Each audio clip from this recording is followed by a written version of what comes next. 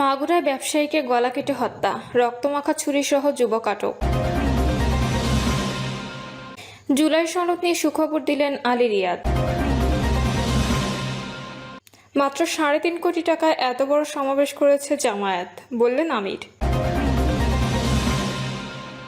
এবং সর্বশেষ জানাবো, একনেক সভায় ৮,১৪৯ কোটি ৩৮ লাখ টাকার ১২ প্রকল্প অনুমোদন। শুনছিলেন সংবাদ শিরোনাম, এবারে বিস্তারিত। মাগুরায় ব্যবসায়ীকে গলা কেটে হত্যা, রক্তমাখা ছুরিসহ যুবক আটক। মাগুরা শহরে সুজিত গুহ ভজন নামে এক ব্যবসায়ীকে গলা কেটে হত্যা করা হয়েছে। রাত ১১টার দিকে শহরের পশু হাসপাতাল পাড়ার ছায়াবিথি সড়কে এই ঘটনা ঘটে। ঘটনার পর হত্যাকাণ্ডে জড়িত সন্দেহে আবির বিশ্বাস নামে এক যুবককে আটক করেছে পুলিশ ও নিহতদের পরিবারের সদস্যরা জানায়, রাত 10:30টার দিকে ভজন গুহ চা খাওয়ার উদ্দেশ্যে পশু হাসপাতালে পাড়ার ভাড়া বাড়ি থেকে বের হন। এরপর ওই এলাকায় মুন্সিবাড়ির গলিতে তাকে গলা কেটে হত্যা করা হয়।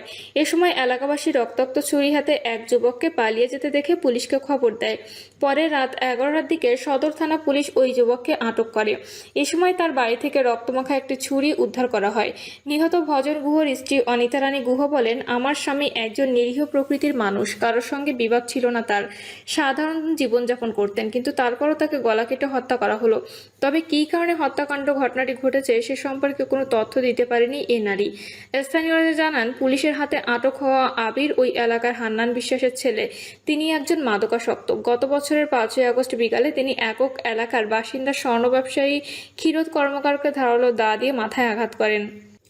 গত কয়েক মাসে তিনি স্থানীয় অনেকের উপর নানাভাবে নির্যাতন চালিয়ে আসছিলেন, তবে কেউ ভয়ে পুলিশে অভিযোগ দেয়নি। মাগুরায় অতিরিক্ত পুলিশ সুপার মোহাম্মদ মিরাজুল ইসলাম বলেন, ঘটনাস্থলে থেকেই ভজন গুহা নামে এক ব্যক্তির গলা কেটে লাশ উদ্ধার করা হয়। এ সময় আবির নামে সন্দেহভাজন এক যুবককে জিজ্ঞাসাবাদের জন্য আটক করা হয়েছে। একই সময় তার বাড়িতে তল্লাশি চালিয়ে একটি রক্তমাখা ছুরি পাওয়া গেছে। জুলাই সনদ নিয়ে সুখবর দিলেন আলী রিয়াদ। জাতীয় ঐক্যমত্য কমিশনের সহসভাপতি অধ্যাপক আলী রিয়াদ জানিয়েছেন, আগামীকালের মধ্যে সব রাজনৈতিক দলকে জুলাই সনদের খসড়া দেওয়া হবে। তিনি বলেন, কমিটমেন্টের জায়গাগুলোর একটা খসড়া কমিশন তৈরি করেছে। কমিশন আগামীকালের মধ্যে সব রাজনৈতিক দলের কাছে পাঠাবে বিবেচনার জন্য। সকালে রাজধানীর ফরেন সার্ভিস একাডেমিতে রাজনৈতিক দলগুলোর সঙ্গে কমিশনের বৈঠক শুরু হলে তিনি একথা জানান।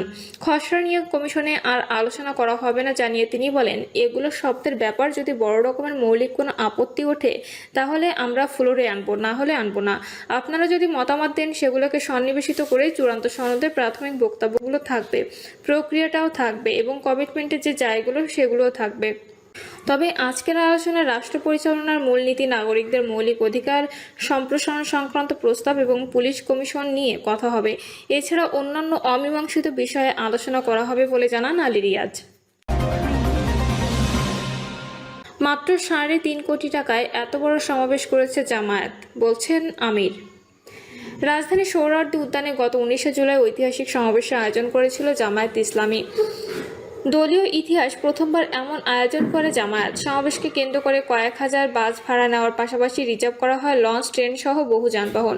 ব্যানার ফেস্টুনে সজ্জিত করা হয় পুরো ঢাকা। সমাবেশ ঘিরে চাউর হয়, এত বড় সমাবেশ ইতিপূর্বে শুধু সোহরাওয়ার্দী উদ্যানেই নয়, পুরো ঢাকায় কখনো কোনো দল আয়োজন করতে পারেনি। তাই সমাবেশে কত টাকা খরচ হয়েছে সেটা নিয়েও রাজনৈতিক মহলে বিস্তর আলোচনার খোরাক তৈরি হয়। অনেকেই প্রশ্ন তোলেন, এত বড় সমাবেশ করতে কত টাকা খরচ করেছিল জামায়াত। সামাজিক যোগাযোগ মাধ্যম অনেকেই আবার খরচের পরিমাণ 100 থেকে 200 কোটি ছাড়িয়েছে বলেও দাবি করেছেন। সমাবেশে খরচের বিষয়টি নিয়েই খোলাসা করেছেন জামায়াতের আমির ডক্টর শফিকুর রহমান। রাজধানীর চীন মৈত্রী সম্মেলন কেন্দ্রে রোকন সম্মেলনের আয়োজন করেছিলেন ঢাকা মহানগর দক্ষিণ জামায়াত ইসলামী। রোকন সম্মেলনে জামায়াত আমির ডক্টর শফিকুর রহমান বলেন, এত বড় সমাবেশ হয়ে গেল, আমরা কি কোথাও চাঁদা তুলতে বলছি? কাউকে বলিনি, আমরা নিজেরাও কারো কাছে চাঁদা চাইনি। এখনকে বিশ্লেষণ করে 100 কেউ 200 কোটি। আপনারা শুনবেন কেন্দ্রের কত খরচ হয়েছে। অবশ্যই রোকন হিসেবে আপনাদের শোনার অধিকার আছে। এই পরিমাণটা আমার ধারণা ছিল 3.25 কোটিতে আটকাতে পারবো।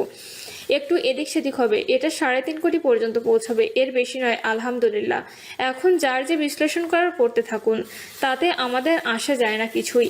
সম্মেলনে জামায়াত আমির বলেন, 5ই আগস্টের পর বড় বড় ব্যবসায়ীরা আমাদের কাছে টাকার বস্তা নিয়ে আসছে।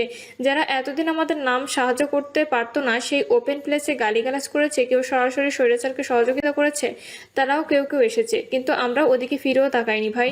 আমরা ওদিকে তাকাতলে আমাদের রুহানিয়াত ধ্বংস হয়ে যেত। তিনি বলেন, আঠার মতো লেগেছিল কেউ কেউ। 1 কাপ চা খাওয়ার দাওয়াত, পারলাম না বলে 5 মিনিটের জন্য আসবো ওনার বাসায় চা খেতে পারি, এটাও যখন সাড়া দিতে পারলাম না, তখন বিশাল অঙ্কের প্রস্তাব দিয়ে পাঠিয়ে দিয়েছে।